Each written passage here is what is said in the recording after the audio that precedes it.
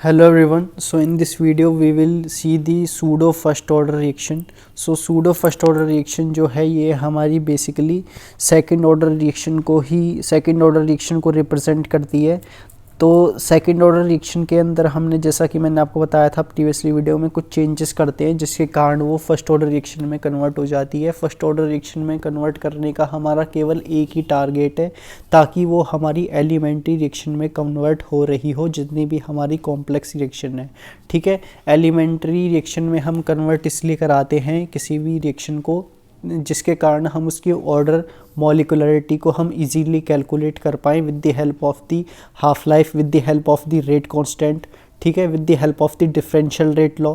ठीक है, तो इन सारी टर्म की वजह से जितनी भी हैं जो टर्म मैंने डिस्कस की हैं, इनकी मदद से हम जो है बेसिकली रेट कांस्टेंट की वैल्यू को लिख पाएँ, इसलिए हम कॉम्प्लेक्स रिएक्शन को एलिमेंट्री रिएक्शन में कन्वर्ट करा रहे होते हैं। अब यहाँ पे सूडो फर्स्ट ऑर्डर रिएक्शन का जो हमारा सबसे बेस्ट एग्जाम्पल है वो है हमारा हाइड्रोलाइसिस ऑफ द ईस्टर। ठीक है, तो यहाँ पे हम जो है बेसिकली यहाँ पे हम लेते हैं, सबसे पहले हमने लिया है कि हाइड्रोलाइसिस ऑफ ईस्टर, जैसे मैंने आपको बताया था हाइड्रोलाइसिस ऑफ ईस्टर हमारा बेस्ट एग्जांपल है। यानी कि हम ईस्टर लेते हैं, उसका हाइड्रोलाइसिस कराते हैं, वो हमारा कन्वर्ट होता है एसिड प्लस एल्कोहल के अंदर, फिर हम उसकी मदद से जो है हम रेट को लिख रहे होते हैं।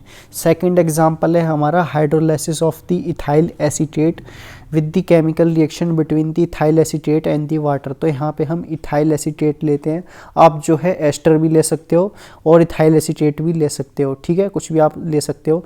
यहाँ पे जो मेन हमारा फोकस रहेगा वो रहेगा हमारा हाइड्रोलाइसिस कराने पर, यानी कि जो हम वाटर की सप्लाई यहाँ पे हम करा रहे हैं उसको हम यहाँ पे एक्सेस अमाउंट में हम वाटर की सप्लाई को ले रहे होते हैं।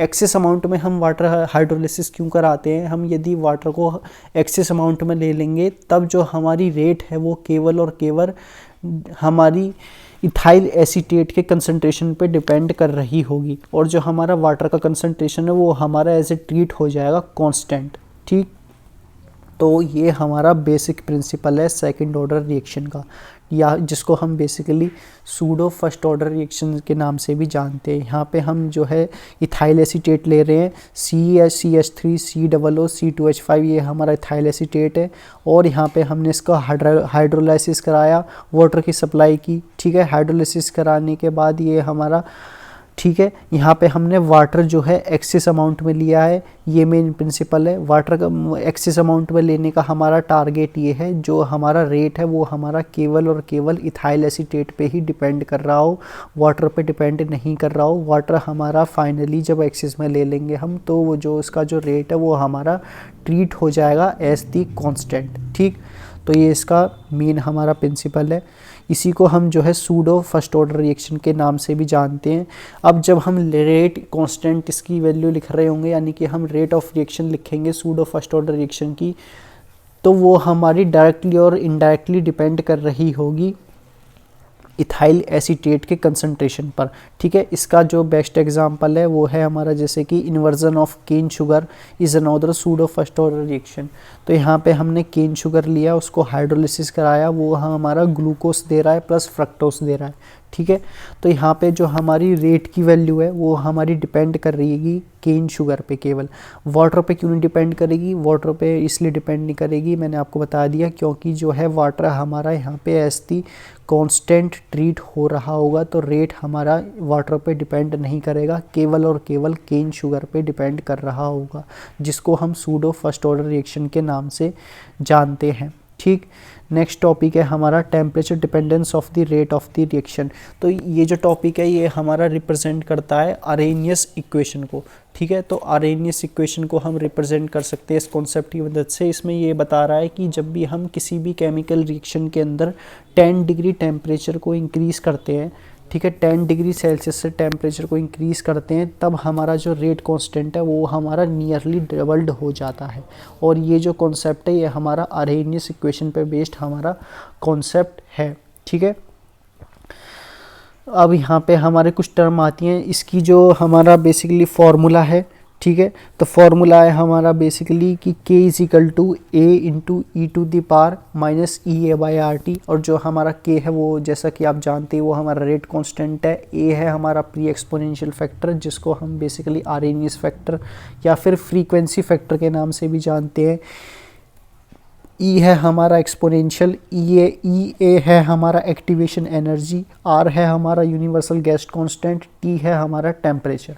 ठीक, अब हमने यहाँ पे बेसिकली एक रिएक्शन कंसिडर की है जिसके अंदर हमारी H2 प्लस I2 है, वो हमारे 2 मोल्स ऑफ HI दे रही है।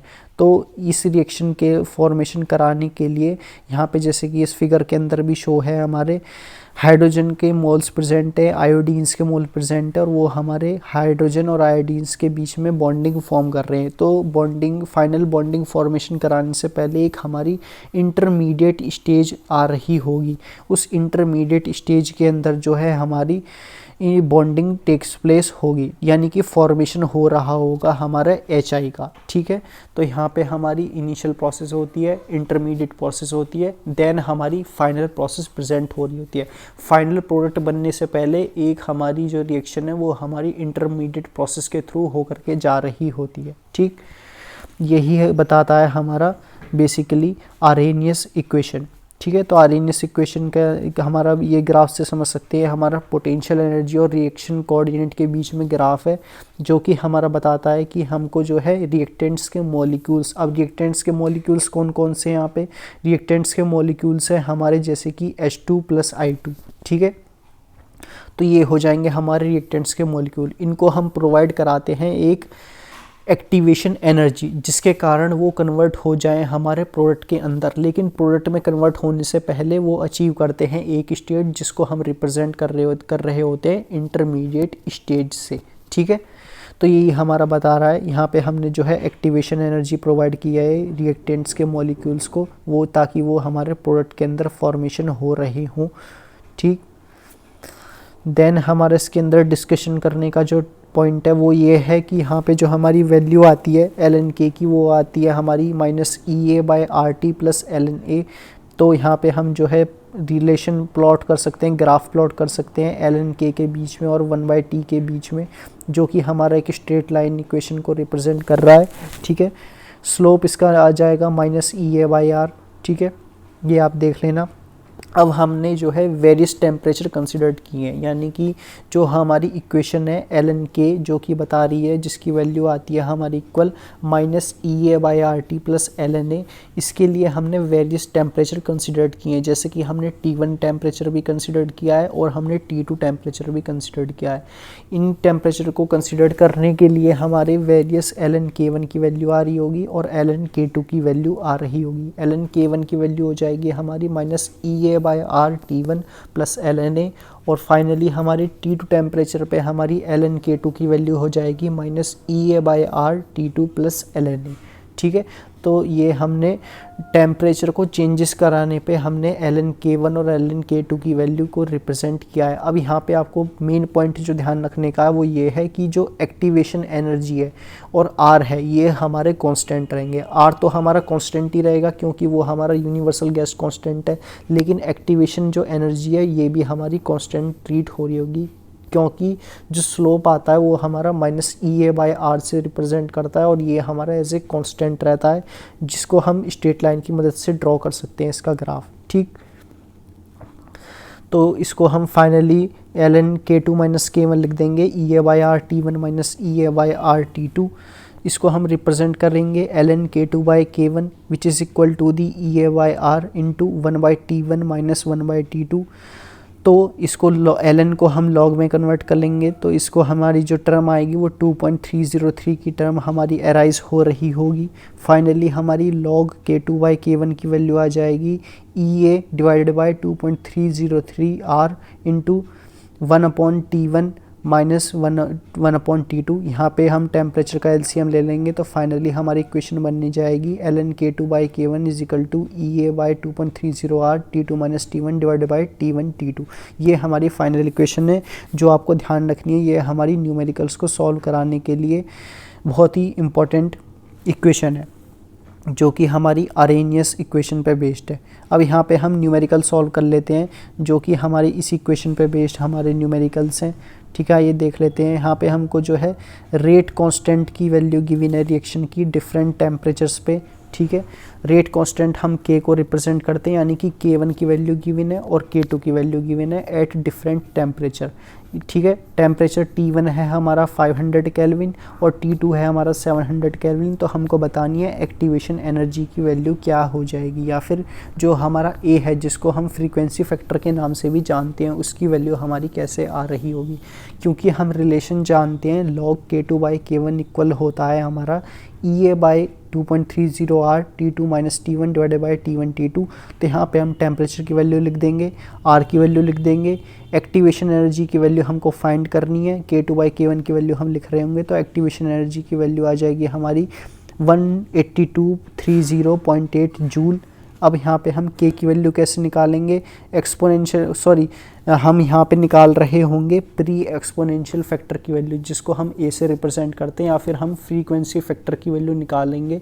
फ्रीक्वेंसी फैक्टर की वैल्यू को निकालने के लिए हमको रिलेशन याद रखना है K के बीच में और A के बीच में, जिसकी वैल्यू होती है K = A इंटू E⁻⁻RT। ठीक, तो K की वैल्यू हो जाएगी 0.02 A इंटू E⁻, हम एक्टिवेशन एनर्जी की वैल्यू लिख देंगे, टेम्परेचर की वैल्यू हमारे को गिवन है। तो फाइनली यहाँ से हमारी A की वैल्यू आ रही होगी, जिसकी वैल्यू हो जाएगी 1.61 के इक्वल। ठीक, अब नेक्स्ट न्यूमेरिकल है हमारा। यहाँ पे हमको जो है नेक्स्ट न्यूमेरिकल में फर्स्ट ऑर्डर रेट कांस्टेंट की वैल्यू गिवन है, इथाइल आयोडाइड गिवन है रिएक्शन का, और यहाँ पे हमारा टेम्परेचर गिवन है 600 केल्विन। ठीक, और यहाँ पे हमारी एनर्जी ऑफ एक्टिवेशन भी गिनर है, यानी कि EA की वैल्यू भी गिवन है। हमको बताना है रेट कांस्टेंट की वैल्यू क्या होगी हमारा, जब हमारा T2 टेम्परेचर भी गिवन है। ठीक, तो हम जानते हैं log K2 माइनस K1 हो जाएगा EA/2.303 R 1/T1 minus T2।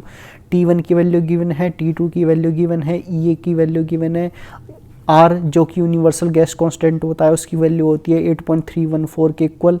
ठीक है, हमको बतानी है रेट कांस्टेंट की वैल्यू क्या हो जाएगी। तो यहाँ से हम रेट कांस्टेंट की वैल्यू निकालेंगे।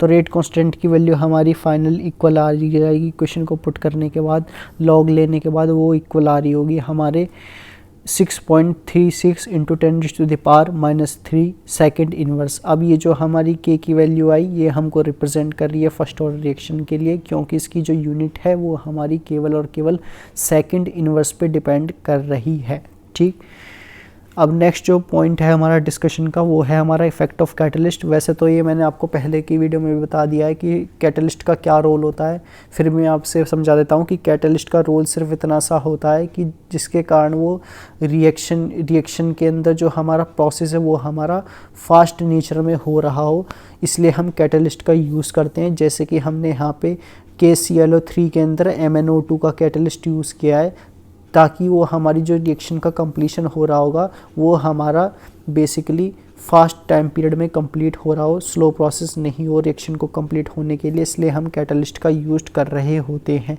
ठीक है, catalyst, the word catalyst should not be used when added substance reduce the rate of reaction, this substance is called inhibitor. इस कैटलिस्ट को हम इनहिबिटर के नाम से भी जानते हैं, जो कि हमारा रिएक्शन के रेट को इंक्रीज़ कर रहा होता है। फिर नेक्स्ट है हमारी बेसिकली कोलिजन थ्योरी। ठीक है, कोलिजन थ्योरी हमारी बताती है, जैसे कि मैंने आपको बताया था, कोलिजन थ्योरी हमारी बेस्ड है कि हम जो है रिएक्टेंट के अंदर मोल्स का यूज़ करते हैं और जो है उनको हम बेसिकली एक्टिवेशन एनर्जी प्रोवाइड कराते हैं, जिसके कारण वो प्रोडक्ट के अंदर फॉर्म्ड हो रहे हो। प्रोडक्ट को फॉर्म होने से पहले एक हमारी स्टेज आती है जिसको हम जानते हैं इंटरमीडिएट स्टेज के नाम से। ठीक है, तो हमारी फाइनल स्टेज में कन्वर्ट होने से पहले रिएक्टेंट के मोल्स हमारे इंटरमीडिएट स्टेज में कन्वर्ट होते हैं। ये हमारी अरेनियस इक्वेशन के अंदर आती है। ठीक है, अरेनियस इक्वेशन के कॉन्सेप्ट के अंदर आती है। उसी पे बेस्ड हमारी एक कोलिजन थ्योरी है, जिसके अंदर बताया गया है कि number of collision per second per volume of reaction mixture is known as the collision frequency. ठीक है, तो कोलिजन थ्योरी के अंदर हमारा कोलिजन फ्रीक्वेंसी टर्म आता है, जिसको हम Z से रिप्रेजेंट करते हैं। ये बताता है कि हमारे रिएक्टेंट के मोल्स जो हैं उनके बीच में नंबर ऑफ कोलिजन कितना हो रहा होगा पर सेकंड पर यूनिट वॉल्यूम के अंदर। ठीक है, जो कि हमारी रिएक्शन मिक्सचर है उसके अंदर हमारे कितने कोलिजन्स हो रहे होंगे। अब जैसे कि यहाँ पे हमको रिएक्शन गिवन है A plus gives the product, तो हमको रेट ऑफ रिएक्शन के टर्म में यदि हम इसको एक्सप्रेस करें तो हम सबसे पहले यहाँ पे हम कोलिजन फ्रीक्वेंसी का फैक्टर लिखेंगे जिसको हम Z से रिप्रेजेंट करेंगे। देन हम लिख रहे होंगे E into E to the power minus EA/RT। EA हो जाएगी हमारी एक्टिवेशन एनर्जी, R हो जाएगा यूनिवर्सल गैस कांस्टेंट, T हो जाएगा हमारा टेम्परेचर, Z हो जाएगा हमारी कोलिजन फ्रीक्वेंसी।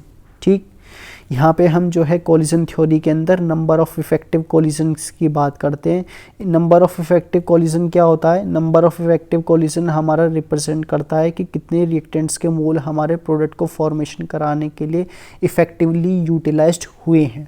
ठीक, वो हमारे बेसिकली इफ़ेक्टिव कोलिजन से बता रहा होता है। So that's all about this video. फिर यहाँ पे आप समरी देख लेना, वैसे तो मैंने सब बता ही दिया है। इस चैप्टर के अंदर जो इम्पोर्टेंट टॉपिक्स हैं जैसे कि रेट लॉ है, ठीक है, तो रेट लॉ हम कैसे लिखते हैं? रेट लॉ हम जो है लिखते हैं, रेट लॉ ऑफ रिएक्शन को लिखते हैं change in concentration divided by change in time से।